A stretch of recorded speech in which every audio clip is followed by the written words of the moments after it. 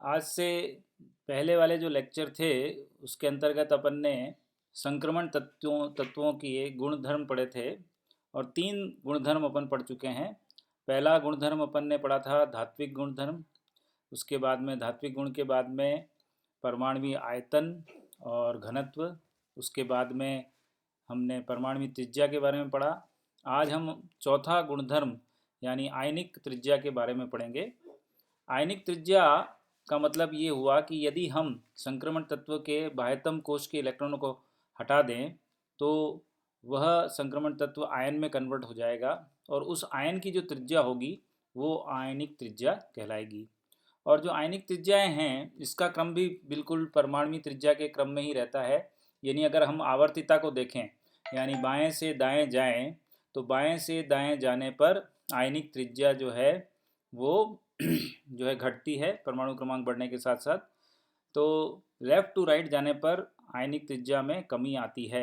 और जैसा कि इस सारणी में बताया हुआ है, सारणी संख्या 1/3 ये बता रही है कि जो स्कैंडियम से लेकर जिंक तक हम जाते हैं तो टाइटेनियम में जो आयनिक त्रिज्या है वो 0.05 कम हो गई। उसके बाद में वेनेडियम में कम हुई, क्रोमियम में 0.74 रह गई है, उसके बाद में 0.8, उसके बाद में 0.76।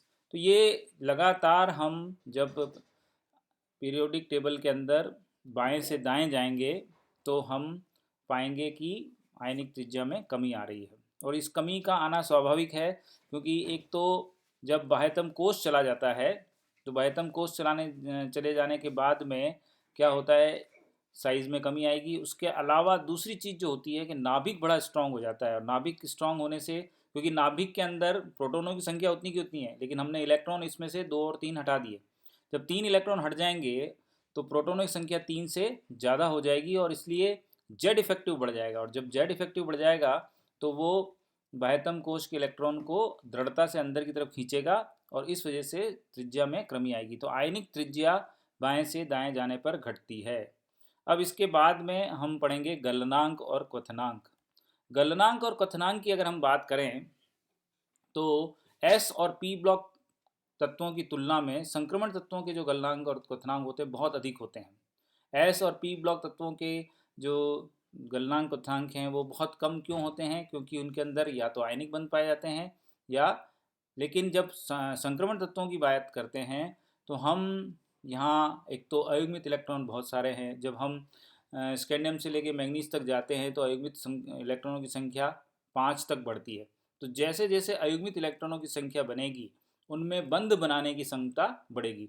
जब बंध बनाने की क्षमता बढ़ेगी तो उसके अंदर जो भी बॉन्ड बनेगा उसको तोड़ने के लिए हमें ज़्यादा एनर्जी देनी पड़ेगी, ज़्यादा एनर्जी सप्लाई करनी पड़ेगी, इसलिए मेल्टिंग पॉइंट और बॉइलिंग पॉइंट बढ़ जाते हैं।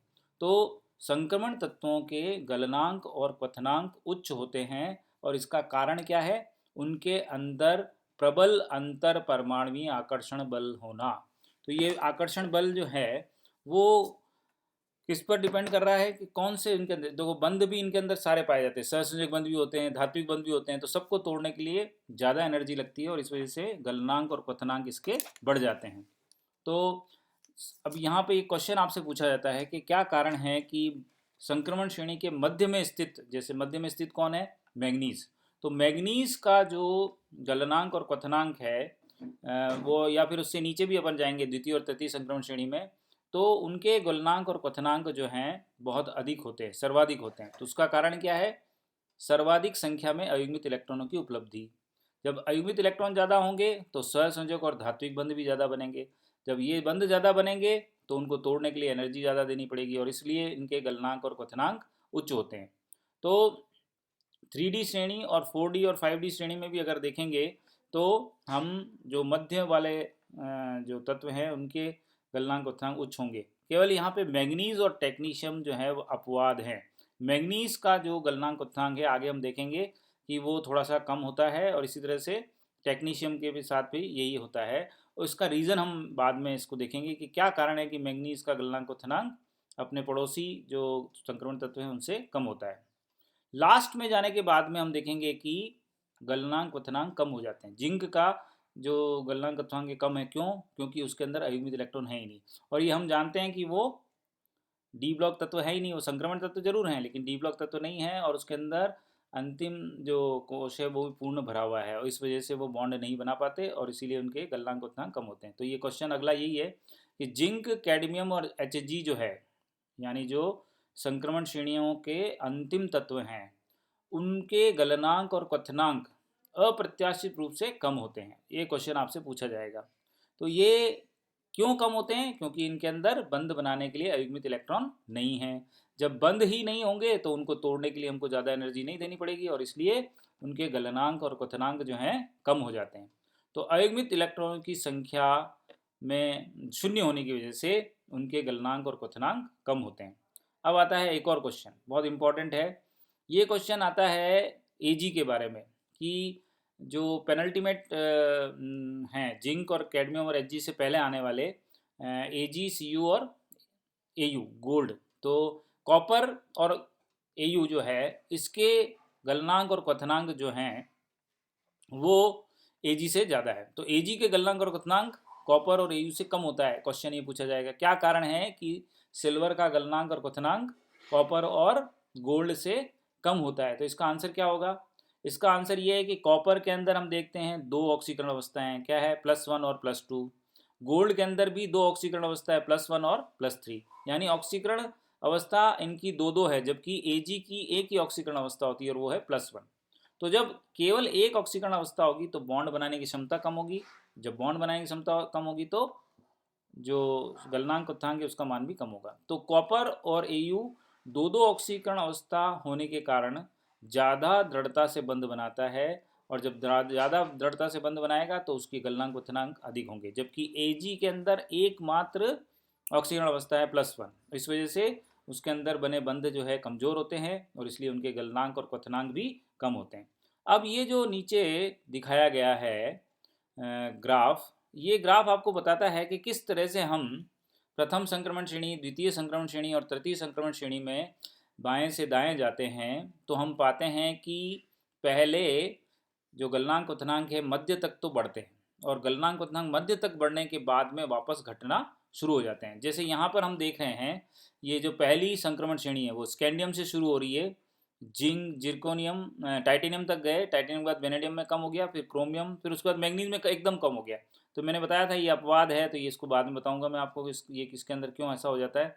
फिर उसके बाद आयरन में बढ़ गया, फिर कोबाल्ट, उसके बाद में निकल, और उसके बाद में Ag, और उसके बाद में ये कॉपर और जिंक। इसी तरह से द्वितीय संक्रमण श्रेणी यहाँ इट्रियम से शुरू हुई, जिर्कोनियम, फिर उसके बाद में नियोबियम, मोलिब्डेनम, फिर टेक्नीशियम में कम हो गया। ये मध्यवर्त बिल्कुल मध्य का है तो इसका गलनांक यहाँ होना चाहिए था। इसी तरह से मैग्नीशियम का भी यहाँ होना चाहिए था, लेकिन टेक्नीशियम और मैग्नीज अपवाद हैं। बाकी आप देख रहे हो कि टंगस्टन से लेके यहाँ तक सभी के गलनांक और क्वथनांक उच्च हैं। तो मध्य वालों के गलनांक क्वथनांक उच्च हैं, उसका कारण है अयुग्मित इलेक्ट्रॉनों की संख्या में वृद्धि होना। जैसे जैसे 5 के बाद में क्या होगा, युग्मन शुरू हो जाएगा। युग्मन शुरू होने के बाद में आप देखोगे कि गलनांक और क्वथनांक वापस, तो हमें एक तरह का ये पीक मिलती है और एक ककूद मिल जाता है। तो ये ट्रेंड लगभग सेम है, बट ये जो बीच में मैग्नीशियम और टेक्नीशियम आ गए, अदरवाइज सभी के अंदर अपन को पीक मिलती। तो यहाँ पर अपन देखेंगे कि अब इसके पश्चात हम देखते हैं कि n-1d कक्षकों में जब इलेक्ट्रॉनों की संख्या को देखते हैं तो संख्या के आधार पर जो है हम किसी की गलनांक और क्वथनांक की गणना तो करते हैं, लेकिन उसकी संरचना में कोई परिवर्तन नहीं आता। क्रोमियम और आयरन, इनके अंदर जो इसकी संरचना है वो सोडियम के समान है, जबकि इनके अंदर अयुग्मित इलेक्ट्रॉन संख्या अलग अलग है, लेकिन इनकी जो संरचना है वो सोडियम के समान है। इस तरह से कोबाल्ट की संरचना मैग्नीशियम के समान है, कॉपर की एल्यूमिनियम के समान है। तो ये हमें देखना है कि डी कक्षक में जो इलेक्ट्रॉनों का प्रवेश होता है तत्वों के गलनांक व क्वथनांक को प्रभावित कर उन्हें बढ़ा देता है। डी इलेक्ट्रॉन अंतर परमाणुीय आकर्षण बल में वृद्धि कर गलनांक और क्वथनांक को बढ़ा देते हैं। तो ये डी इलेक्ट्रॉन जो हैं उसके बारे में बताया गया है कि वो किस तरह से अंतर परमाणुीय आकर्षण बलों में वृद्धि करते हैं और उस वजह से गलनांक और क्वथनांक बढ़ जाते हैं। अब आपका जो मेन क्वेश्चन था कि मैंगनीज के अंदर 5 युग्मित इलेक्ट्रॉन होते हुए भी उसके गलनांक वेनेडियम और कोबाल्ट से कम है। तो इसका कारण ये है कि मैंगनीज की संरचना जटिल होती है। जब संरचना जटिल होगी तो उसके अंदर धात्विक और सहसंयोजक बंध नहीं बन पाएंगे। तो जटिल संरचना, मैंगनीज की जटिल संरचना के कारण अयुग्मित इलेक्ट्रॉन होते हुए भी वो धात्विक और सहसंयोजक बंध नहीं बना पाता है, और इसीलिए उसके जो गलनांक क्वथनांक है वो वेनेडियम और कोबाल्ट से कम होते हैं, जबकि वेनेडियम और कोबाल्ट में अयुग्मित इलेक्ट्रॉन संख्या 3 ही है, जबकि इसके अंदर 5 हैं। लेकिन संरचना ऐसी होती है कि ये सहसंयोजक और धात्विक बंध नहीं बना पाता है। और टेक्नीशियन का भी यही कारण है कि उसके अंदर भी बंध बनाने की क्षमता कम है, इसलिए टेक्नीशियन जो है उसका जो गलनांक क्वथनांक है वो आप देखते हो कितना है। गलनांक और क्वथनांक जो है टेक्नीशियम के अंदर मोलिब्डेनम और रुथेनियम से कम होता है। तो मोलिब्डेनम और रुथेनियम से गलनांक क्वथनांक कम होने का कारण भी यही है कि जटिल संरचना के कारण धात्विक और सहसंयोजक बंध का नहीं बन पाना। तो हमने ये देखा कि जो भी प्रॉपर्टी है गलनांक और क्वथनांक की, वो 2-3 चीज़ों पर निर्भर कर रही है। एक तो अयुग्मित इलेक्ट्रॉनों की संख्या पर निर्भर कर रही है, और दूसरा वो निर्भर कर रही है कि कितने उसके अंदर धात्विक और सहसंयोजक बंध बन रहे हैं। आयनिक बंधकों का यहाँ कोई जिक्र नहीं है। तो धात्विक और सहसंयोजक बंध ये निर्धारित करते हैं कि उसका गलनांक और क्वथनांक कितना होगा। यदि उसके अंदर अयुग्मित इलेक्ट्रॉन नहीं है तो उसका गलनांक और क्वथनांक कम होगा, जैसा कि जिंक, कैडमियम, Hg में पाया जाता है। तो इसमें जितने भी क्वेश्चन मैंने आपको बताए हैं उन सब के बारे में आपसे क्वेश्चन पूछा जा सकता है। छोटे जो क्वेश्चन आते हैं 1-1 नंबर के, वो भी इससे पूछे जा सकते हैं। इसके अलावा एक्सप्लेन वाई में 4-5 पूछ के 5 नंबर का एक क्वेश्चन बन सकता है। अब आता है इसकी छठी प्रॉपर्टी, और वो है आयनन विभव, आयनाइजेशन पोटेंशियल। आयनन विभव जैसा कि हम जानते हैं कि किसी भी विलगित परमाणु, विलगित मतलब जो आइसोलेटेड है, अलग से पड़ा हुआ है, तो विलगित परमाणु के बाह्यतम कोश यानी आउटर मोस्ट शेल, जो वैलेंस शेल है उसको अपन बोलते हैं बाह्यतम कोश। तो वैलेंस शेल में से सबसे दुर्बलतम जुड़े हुए इलेक्ट्रॉन को पहले ढूंढेंगे कि सबसे लूजली बॉन्डेड इलेक्ट्रॉन कौन सा है। तो आइसोलेटेड एटम, उसका बाह्यतम कोश, और उस बाह्यतम कोश में से वो इलेक्ट्रॉन जो कि सबसे दुर्बलतम रूप से जुड़ा हुआ है, तो लूजली बॉन्डेड इलेक्ट्रॉन को उस से बाहर निकालेंगे, और बाहर निकालने के बाद उसको अनंत दूरी तक ले जाएंगे। तो ऐसा करने पर कितनी ऊर्जा लगती है, मतलब उस इलेक्ट्रॉन को डिटैच करना है और डिटैच करके उसे इनफाइनाइट डिस्टेंस तक ले जाना है। तो इनफाइनाइट डिस्टेंस तक ले जाने में कितनी एनर्जी खर्च हो रही है, यह उसकी आयनन ऊर्जा यानी आयनाइजेशन पोटेंशियल कहलाती है। यदि हमने एक इलेक्ट्रॉन को निकाला तो हम बोलेंगे प्रथम आयनन विभव, 2 इलेक्ट्रॉनों को निकाला तो द्वितीय आयनन विभव, और 3 इलेक्ट्रॉनों को निकाला तो तृतीय आयनन विभव। और ये हम जानते हैं कि तृतीय आयनन विभव के बाद में चतुर्थ आयनन विभव नहीं होता है, क्योंकि चौथा इलेक्ट्रॉन निकालने के लिए इतनी अधिक ऊर्जा की आवश्यकता होगी जो हमारे पास नहीं है। तो अत्यधिक ऊर्जा के कारण हम ज़्यादा से ज़्यादा 3 जो इलेक्ट्रॉन हैं उसी को निकाल पाते हैं, चौथा इलेक्ट्रॉन निकालना संभव नहीं है। तो आयनन विभव की जब हम बात करते हैं तो आयनन विभव के मान जो हैं वो एस ब्लॉक तत्वों से ज़्यादा और पी ब्लॉक तत्वों के आयनन विभव के मान में कम होते हैं, की तुलना में कम होते हैं। तो ये बिकॉज संक्रमण तत्व हैं, एस और पी ब्लॉक के बीच में हैं, तो इनके आयनन विभव भी उनके मध्यवर्ती होते हैं। डी ब्लॉक तत्व एस ब्लॉक तत्वों की तुलना में दुर्बल धन विद्युतीय, दुर्बल धन विद्युतीय मतलब इलेक्ट्रॉन देने की क्षमता जो है वो डी ब्लॉक तत्वों की एस ब्लॉक तत्वों से थोड़ी कम होती है, लेकिन पी ब्लॉक तत्वों से अधिक होती है। तो पी ब्लॉक तत्वों की तुलना में वो प्रबल विद्युत धनी होते हैं। तो पी ब्लॉक तत्व विद्युत धनी नहीं होते हैं, वो तो विद्युत ऋणी होते हैं। तो इसलिए उनकी जो क्षमता है संक्रमण तत्वों की विद्युत धनी क्षमता पी ब्लॉक तत्वों से अधिक होती है। तो एस ब्लॉक तत्वों से कम और पी ब्लॉक तत्वों से ज़्यादा इनकी विद्युत धनी प्रवृत्ति होती है। फिर इसके बाद में आता है कि डी ब्लॉक तत्व आयनिक यौगिक न बनाकर सहसंयोजक यौगिक ही बनाते हैं। आयनिक यौगिकों को बनाने की जो उनकी क्षमता है वो बहुत कम होती है। ज़्यादातर इनके जो यौगिक बनेंगे वो कैसे होंगे, सहसंयोजक होते हैं। अब इसमें भी बहुत सारे क्वेश्चंस आपसे एक्सप्लेन वाई के पूछे जाते हैं। तो एक्सप्लेन वाई वाले जो क्वेश्चन हैं उसमें सबसे पहले हमको देखना है कि ये जो आयनन विभव के मान हैं, जिसमें सबसे पहला पूछा जा रहा है जिंक का आयनन विभव अप्रत्याशित रूप से बहुत अधिक होता है। तो उसका कारण क्या है कि जिंक के अंदर पूर्ण पूरित विन्यास है। पूर्ण पूरित विन्यास यानी 3d10 4s2, और 3d10 4s2 विन्यास यानी स्टेबल कॉन्फ़िगरेशन। जब स्टेबल कॉन्फ़िगरेशन होगा तो वो क्या करेगा, अपने बाह्यतम कोश में से उपस्थित इलेक्ट्रॉन को हटाने का विरोध करेगा। जब विरोध करेगा तो क्या होगा, उसका आयनाइजेशन पोटेंशियल बढ़ जाएगा। तो कोई भी स्टेबल मॉलिक्यूल अनस्टेबल होना नहीं चाहता। तो जिंक जो एक स्टेबल कॉन्फ़िगरेशन वाला है, तो इसलिए वो अपने बाह्यतम कोश में से इलेक्ट्रॉन को निकालने नहीं देगा। जब इलेक्ट्रॉन बाहर से नहीं निकलेंगे या उसको निकालने में ज़्यादा एनर्जी खर्च होगी तो आयनाइज पोटेंशियल का मान भी बढ़ जाएगा। तो वैसे हम देखें, अगर आवर्तिता का देखें तो बाएं से दाएं जाने पर आयनन विभव के मान बढ़ते हैं। क्यों बढ़ते हैं, क्योंकि त्रिज्या के इन्वर्सली प्रोपोर्शनल होता है। हमेशा बाएं से दाएं जाने पर त्रिज्या घटती है। त्रिज्या घटती है यानी हमने नाभिकीय आकर्षण बल बढ़ गया। नाभिकीय आकर्षण बल बढ़ने से उसने वैलेंस शेल इलेक्ट्रॉन को अपनी तरफ खींचा और साइज को छोटा कर दिया। जब बाएं से दाएं जाने पर साइज छोटी होगी तो आयनाइजेशन पोटेंशियल अपने आप बढ़ेगा, क्योंकि हमने क्या किया, हमको क्या करना पड़ रहा है, अब जो नाभिक के पास में इलेक्ट्रॉन है उसको हमको खींचकर बाहर ले जाना, अनंत दूरी तक ले जाना पड़ रहा है। तो साइज छोटी होने पर आयनन विभव के मान बढ़ते हैं। और हम जब बाएं से दाएं जाते हैं प्रथम संक्रमण श्रेणी में तो आकार छोटा हो रहा है, आकार छोटा होगा तो आयनन विभव का मान बढ़ेगा।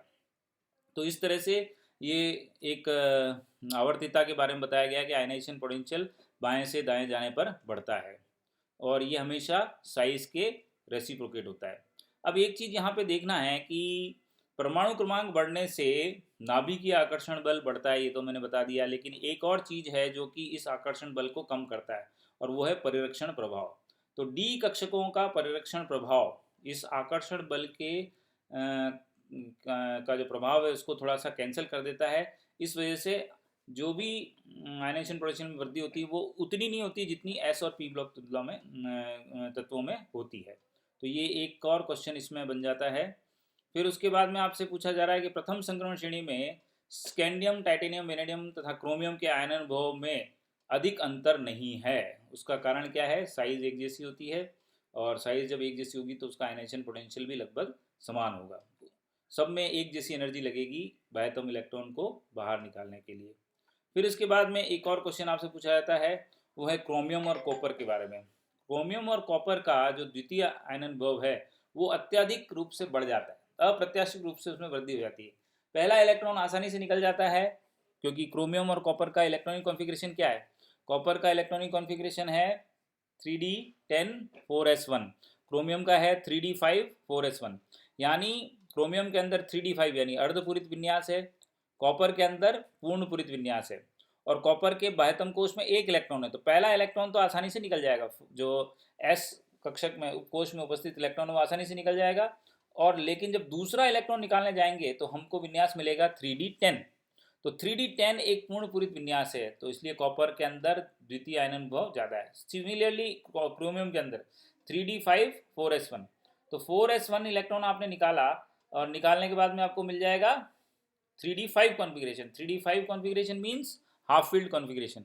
तो half field configuration and fully field configuration are very stable and that's why the second electron is not easily detached और आयनन पोटेंशियल, जो सेकेंड आयनाइजेशन पोटेंशियल है उसका जो मान है वो एकदम बढ़ जाता है। So second ionization potential of chromium and copper are high because of the fully filled and half field configuration. पहला इलेक्ट्रॉन आसानी से निकल जाएगा क्योंकि वो चाहते हैं कि उनको स्टेबल कॉन्फ़िगरेशन मिल जाए। अब ये आपको टेबल जो है वो बता रही है कि किस तरह से प्रथम आयनन, द्वितीय आयनन और तृतीय आयनन विभव के मान बता रखे हैं। तो आप देख रहे हो यहाँ क्रोमियम के अंदर जो प्रथम आयनन विभव है वो 652.8 जूल प्रति मोल, लेकिन सेकेंड आयनन विभव जस्ट उसका 2.5 गुना है। तो ऐसा क्यों हो गया, because of the half field configuration. Similarly, in copper के अंदर first ionization potential is 745.5, but the second ionization potential is around 2000. So this is very high because of the 3d5 and 3d10 configuration. इसी तरह से आप देखेंगे कि द्वितीय संक्रमण श्रेणी के जो बता रखे हैं, फिर तृतीय संक्रमण श्रेणी के बता रखे हैं, और ये जब अपन बाएं से दाएं मूव करेंगे आवर्त में तो इसके मान बढ़ते हैं। और जो लास्ट हैं जैसे जिंक, कैडमियम और Hg, अरे देखना कौन है, जिंक, कैडमियम और Hg, इनके अंदर जो है आयनाइजेशन पोटेंशियल के मान बहुत ही हाई होते हैं बिकॉज स्टेबल कॉन्फ़िगरेशन है। फिर उसके बाद में हम आते हैं डी ब्लॉक तत्वों के आयनाइजेशन पोटेंशियल के मान जो हैं उसमें देखेंगे हम, अगर दो उसके अंदर ऑक्सीकरण अवस्थाएं हैं, तो उसमें से जो न्यून ऑक्सीकरण अवस्था वाला है वो तो हमेशा आयनिक यौगिक बनाएगा, और जो हाई ऑक्सीकरण अवस्था वाला है, वो हाई वैलेंसी वाला जो है, वो हमेशा सहसंयोजक यौगिक बनाएगा। ऐसा क्यों होता है? ये बहुत इंपॉर्टेंट क्वेश्चन है और कई बार पूछा जा चुका है। क्वेश्चन क्या पूछा जाएगा? न्यून संयोजकता वाला यौगिक या लवण आयनिक होता है, जबकि अधिक संयोजकता वाला यौगिक या लवण सहसंयोजक होता है। तो इसका आंसर क्या होगा? जब वैलेंसी बढ़ेगी, वैलेंसी कब बढ़ेगी? जब अपन उसमें से इलेक्ट्रॉन निकाल लेंगे। तो +2 और +3 ऑक्सीकरण अवस्था इसके अंदर होती है। तो +3 वाला जो है वो सहसंयोगी बनाता है, +2 वाला आयनिक बनाता है। तो इसका कारण क्या है कि जो +3 ऑक्सीकरण अवस्था है उसके अंदर जब 3 इलेक्ट्रॉन निकल जाएंगे तो साइज एकदम छोटी हो जाएगी। जब साइज छोटी हो जाएगी तो साइज छोटी होने की वजह से वो क्या करेगा? अधिक ध्रुवण करेगा। तो फेजांस नियम के कारण जब साइज छोटी होती है तो छोटे आकार वाला जो आयन है वो ज़्यादा ध्रुवण करता है। जब ध्रुवण ज़्यादा होगा तो उसके अंदर सहसंयोजक गुण विकसित हो जाते हैं। तो इसलिए जो +2 ऑक्सीडेशन स्टेट वाला है उसकी साइज बड़ी होने के कारण ध्रुवण ज़्यादा नहीं कर सकता, तो आयनिक यौगिक बनाएगा। अधिक संयोजकता वाला साइज छोटी हो जाएगी, साइज छोटी हो जाने की वजह से फेजांस नियम के अनुसार वो बहुत अधिक पोलराइजेशन करेगा, ध्रुवण ज़्यादा होगा। जब ध्रुवणता ज़्यादा होगी, पोलराइजेशन ज़्यादा होगा, तो उसके अंदर सहसंयोजक गुण आ जाएगा और उनके द्वारा निर्मित यौगिक और लवण जो हैं वो सहसंयोजक होंगे। तो ये क्वेश्चन बहुत इंपॉर्टेंट है, कई बार पूछा जा चुका है। इसी तरह से एक और क्वेश्चन इसमें बनता है कि तृतीय संक्रमण श्रेणी तत्वों के आयनन विभव बहुत अधिक होते हैं। तो इसका तो एक ही रामबाण आंसर है, वो है कि तृतीय संक्रमण श्रेणी में लेंथेनाइट संकुचन आ जाता है। तृतीय संक्रमण श्रेणी में लेंथेनाइट तत्व आ जाते हैं 14, और लेंथेनाइट तत्व आने से लेंथेनाइट संकुचन के कारण आकार में कमी आती है, नाभिकीय आकर्षण बहुत अधिक बढ़ जाता है। तो जब आकार में कमी आ जाएगी और नाभिकीय आकर्षण बढ़ जाएगा तो बाह्यतम कोश में उपस्थित इलेक्ट्रॉनों को निकालने के लिए हमें बहुत अधिक एनर्जी देनी पड़ेगी, और इस वजह से क्या होगा? द्वितीय संक्रमण श्रेणी तत्वों के आयनन भव तृतीय संक्रमण श्रेणी तत्वों के आयनन भव के लगभग आधे होते हैं, यानी या यूं भी कह सकते हैं तृतीय संक्रमण श्रेणी तत्वों के आयनन भव द्वितीय संक्रमण श्रेणी तत्वों के आयनन भव के डबल होते हैं, बिल्कुल दुगने होते हैं। तो नाभिकीय आकर्षण बढ़ने के साथ 4f कक्षक का दुर्बल परिरक्षण प्रभाव, आप जानते हैं स्क्रीनिंग इफेक्ट जो है वो 4f कक्षकों का बहुत कम होता है। जब स्क्रीनिंग इफेक्ट कम होगा तो बाह्यतम कोश के इलेक्ट्रॉन बहुत दृढ़ता से नाभिक की ओर आकर्षित होंगे, और उस वजह से क्या होगा? आयनन विभव बढ़ जाएगा। तो आयनन विभव क्यों बढ़ता है तृतीय संक्रमण श्रेणियों का? उसका आंसर है उसमें ये लेंथेनाइट संकुचन के कारण। तो लेंथेनाइट संकुचन एक और आंसर हो गया। कई क्वेश्चंस में ये आंसर दिया जा सकता है। फिर आयनन विभव का परिणाम उस तत्व की ऑक्सीकरण अवस्था में स्थायित्व का द्योतिक है, यानी ऑक्सीकरण अवस्था वो स्टेबल होगी जिसके लिए आयनन विभव का मान अधिक होता है। इफ़ आयनन विभव इज़ वेरी हाई, मतलब आपको समझ जाना चाहिए कि वह तत्व उस ऑक्सीकरण अवस्था में बिल्कुल स्थायी है। फिर इस तरह से ये जो टेबल है ये बता रही है किस तरह से आयनन विभव के मान बढ़ते हैं। और आयनन विभव के मान प्रथम संक्रमण श्रेणी के लिए बता रखा है, टाइटेनियम, वेनेडियम, क्रोमियम के लिए बढ़ गए, फिर मैंगनीज, कोबाल्ट, फिर आयरन, कोबाल्ट, निकल के लिए लगभग समान है, फिर ये कॉपर एजी आ गया। उसके बाद में जिरकोनियम, नियोबियम, मोनेडियम के लिए इस तरह से बढ़ रहे हैं, और लास्ट में पैलेडियम के लिए एकदम हाई हो गया। वाई पैलेडियम के लिए एकदम हाई हो गया? क्योंकि पैलेडियम के अंदर हमने देखा था इलेक्ट्रॉनिक कॉन्फ़िगरेशन क्या था? 4d10 5s0। तो 4d10 5s0 है तो बट नेचुरल है कि उसके अंदर स्थायी विन्यास है। तो 4d10 5s0, और इसलिए उसका प्रथम आयनन विभव भी बहुत ज़्यादा हो जाता है। तो ये क्वेश्चन बहुत इंपॉर्टेंट है कि पैलेडियम का प्रथम आयनन विभव बहुत अधिक होता है। तो उसका कारण है कि इसका जो कॉन्फ़िगरेशन है वो इलेक्ट्रॉनिक कॉन्फ़िगरेशन है 4d10 5s0, और उस वजह से एकदम जो है हाई आयनाइजेशन पोटेंशियल हो जाता है। इसका सर्वाधिक आयनाइजेशन पोटेंशियल पैलेडियम का होगा। फिर उसके बाद में हम आ जाते हैं प्रथम, द्वितीय और तृतीय संक्रमण श्रेणियों के, इनका कंपैरिजन किया गया है इसके अंदर, और कंपैरिजन में हम पाते हैं कि प्रथम आयनाइजेशन पोटेंशियल, फिर द्वितीय आयनाइजेशन पोटेंशियल और तृतीय आयनाइजेशन पोटेंशियल सबका यहाँ पे आपको बता रखा है। तो द्वितीय आयनाइजेशन पोटेंशियल क्रोमियम और मैग्नीज के लिए हाई बता रखा है। वाई? बिकॉज तो फर्स्ट आयनाइजेशन, सेकेंड आयनाइजेशन और थर्ड आयनाइजेशन पोटेंशियल का कंपेरिजन इसमें बताया गया है, और क्रोमियम मैग्नीज के लिए हाई है, और उसका कारण है अर्धपूरित और पूर्णपूरित विन्यास। कॉपर इसके लिए भी बता रखा है। तो ये आप सारणी से समझ सकते हैं कि किस तरह से आयनाइजेशन पोटेंशियल के मान बढ़ते हैं। फिर इसके बाद में एक और चीज़ इसमें पूछी जाती है कि संक्रमण धातु हेतु आयनिक ऊर्जा की संभावित मात्रा को कैसे निकाला जा सकता है। तो उसके मान हम इस फॉर्मूले से निकाल सकते हैं। ये इक्वेशन है I, ionization potential is equal to U. U is प्रति इलेक्ट्रॉन नाभिकों की आकर्षण ऊर्जा। हालांकि ये कभी पूछी नहीं गई है। -n-1 जे एक स्थिरांक है, प्लस के अगेन एक स्थिरांक है, और डेल्टा एम आपका क्या है, चक्रण अंत्यक्रिया। तो ये बहुत एक कॉम्प्लिकेटेड इक्वेशन है और इसको कभी पूछी नहीं गई है, लेकिन आपको ये पता होना चाहिए। तो अब एक और क्वेश्चन यहाँ बता रखा है, मैग्नीज हेतु तृतीय आयनन भव का मान विशेष रूप से अधिक होता है। तो मैग्नीज के अंदर जब अपन 2 इलेक्ट्रॉन निकाल देंगे तब जाके 3d5 अर्धपूरित विन्यास आएगा। तो इसलिए उसका तृतीय जो इलेक्ट्रॉन विभव है या आयनन विभव है बहुत ज़्यादा होता है। तो why third ionisation potential of manganese is high. तो उसका कारण बताना है कि 2 बाह्यतम कोश के इलेक्ट्रॉन निकालने के बाद में मैग्नीज के अंदर 3d5 यानी अर्धपूरित विन्यास आ जाता है। और जब अर्धपूरित विन्यास आएगा तो उसके अंदर स्थायित्व आ जाएगा तो इलेक्ट्रॉन निकालने में ज़्यादा एनर्जी देनी पड़ेगी और इसीलिए उसका आयनन विभव बढ़ जाता है। तो third ionisation potential for manganese is high because of the half field fully field convection. तो 2 ऐसे आंसर हैं जो आपको कभी कुछ भी नहीं आ रहा है तो 2 आंसर लिखने से कुछ ना कुछ अपना आंसर सही हो सकता है। पहला कि अर्धपूरित और पूर्णपूरित विन्यास, दूसरा लेंथेनाइड संकुचन। क्योंकि हम देखेंगे कई क्वेश्चंस का आंसर इन दोनों के द्वारा जो है पूर्ण हो जाता है। तो लेंथेनाइड संकुचन का ध्यान रखना है, अर्धपूरित और पूर्णपूरित विन्यास का ध्यान रखना है। और मैंने आपको फर्स्ट लेक्चर में बताया था कि अर्धपूरित और पूर्णपूरित विन्यास क्यों अधिक स्थायी होते हैं।